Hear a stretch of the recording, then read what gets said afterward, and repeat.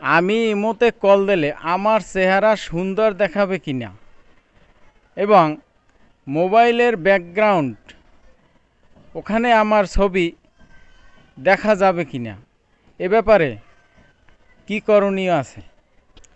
হ্যাঁ, আপনার দুশ্চিন্তা করা লাগবে না। আপনি ইমোতে কল দিলে আপনি আপনার ব্যাকগ্রাউন্ডে ছবি রাখতে পারবেন।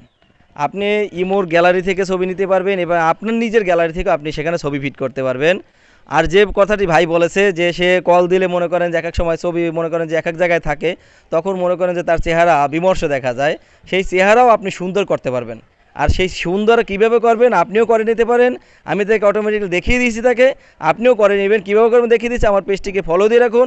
চাইলে আপনি শেয়ার দিয়ে অন্যদের দেখার সুযোগ করে দিতে পারেন এবং আপনি আপনার টাইমলাইনে রেখে দিতে পারেন, যা আপনার পরবর্তীতে কাজে লাগবে। So let's go.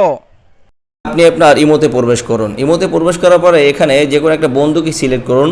সিলেক্ট করার পরে